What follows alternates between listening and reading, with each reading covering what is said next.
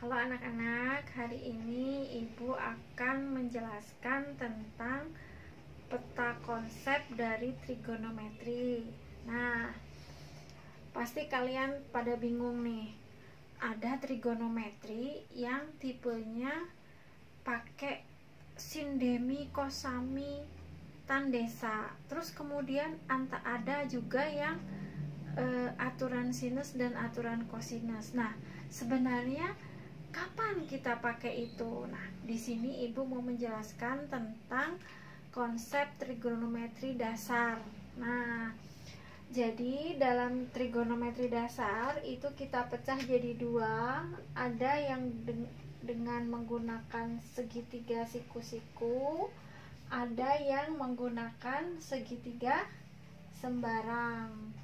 Nah, jadi ada dua. Ketika kita dapat soal, kita harus tahu dulu itu buat segitiga siku-siku apakah untuk segitiga sembarang.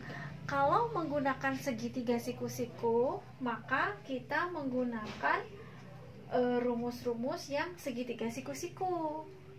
Tapi kalau soalnya adalah segitiga sembarang atau bukan siku-siku, kita menggunakan aturan sinus dan juga aturan kosinus. Nah, kita kupas satu-satu ya. Ketika dalam soal itu kita mengetahui bahwa itu adalah segitiganya segitiga siku-siku, maka sin alfa, jadi ini Ibu gambar sebuah segitiga siku-siku. Yang mendatar ini Ibu namakan X atau sa, biasanya anak-anak bilangnya samping. Kemudian yang Y itu adalah depan, itu biasa D, biasanya anak-anak bilangnya D. Kemudian yang sisi miring itu adalah R, kita bilang biasanya singkatannya adalah miring, jadi sa, D, mi. Dan titik yang di depan ini segitiganya siku-siku, dia 90 derajat, kemudian alfanya di sini. Maka yang disebut sin itu adalah demi, depan per miring atau Y per R. Oke.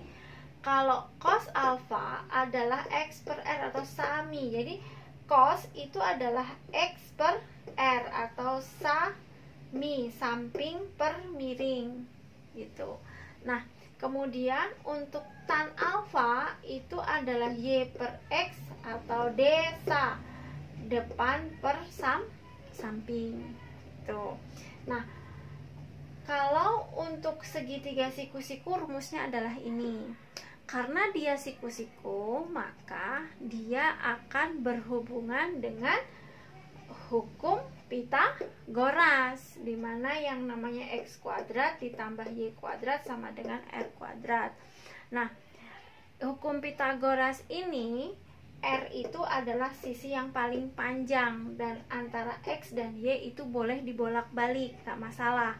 Yang penting R-nya jangan terbalik. Nah, karena dia berlaku hukum Pitagoras, maka untuk mempercepat proses penghitungan ada yang namanya triple Pitagoras. Triple Pitagoras itu ada beberapa pola di sana. Ada pola ke-1, pola ke-1 itu adalah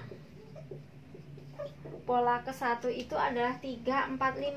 Artinya sisi penyikunya itu adalah 3 dan 4, dan 5 ini adalah sisi miringnya, sisi yang paling panjang. Dan ini berlaku untuk semua kelipatannya. Jadi misalnya kalau ini 3, 4, 5, berarti kalau dia 6, 8, 10 gitu. Kemudian pola yang kedua ada 5, 12, 13. Kalau dikali 2, 10, 24, 26. Kemudian pola ketiga ada 8, 15, 17. Kalau dikali 2, 16, 30, 34. Nah, itu kita kalau soal yang diberikan itu adalah soal tipe soal segitiga siku. Lah, Bu, kalau segitiganya sembarang gimana? Nah, Kalau untuk segitiga sembarang, maka tidak si dalil ini bukan tidak berlaku lagi. Kita tidak menggunakan dalil ini, kita tidak menggunakan sistem ini. Kalau segitiganya segitiga sembarang, maka kita menggunakan aturan aturan sinus dan aturan kosinus.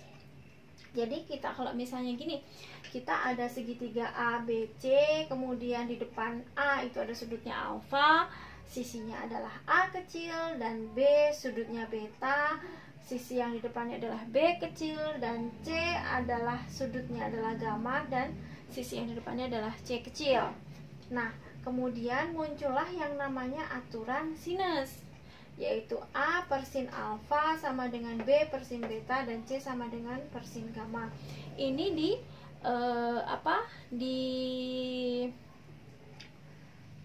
dipakainya dua-dua, jangan tiga-tiganya langsung dipakai, jadi dua-dua. Nah, ada aturan sinus, ada aturan kosinus. Aturan kosinus, jadi kalau kita untuk mencari A kuadrat, itu adalah sudut apitnya, yaitu B kuadrat ditambah C kuadrat dikurang B kali C cos alfa. Nah, jadi karena ini A kuadrat, berarti kalau mencari A berarti tinggal di akar gitu, akar dari ini semua.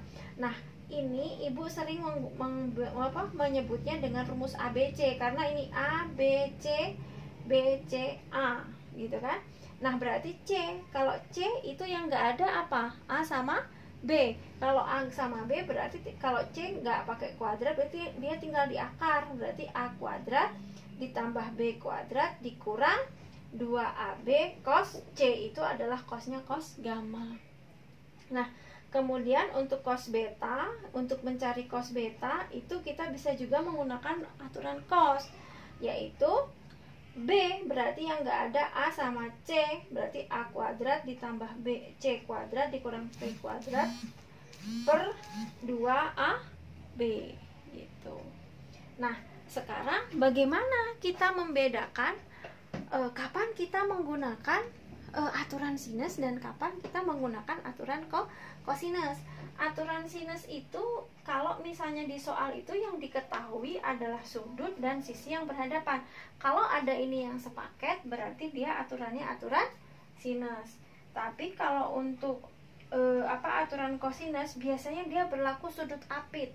Jadi ini sudutnya, kemudian sisi yang mengapitnya ini diketahui, maka kita menggunakan aturan cos. Atau misalnya ketiga sisinya diketahui, kita disuruh mencari salah satu sudutnya, itu juga kita menggunakan aturan-aturan cos. Nah, jadi ibu ulangi sekali lagi, ketika kita menyelesaikan soal trigonometri sigmoid dasar, kita harus tahu dulu itu soalnya apa, apakah segitiganya siku-siku ataukah segitiganya sembarang. Kalau segitiganya siku-siku kita pakai yang seperti ini, demi, sami, desa. Tapi kalau dia segitiganya segitiga sembarang, maka kita menggunakan aturan sinus dan aturan kosinus. Nah, oke. Demikian materi singkat dari ibu, semoga bisa membantu kalian. Terima kasih.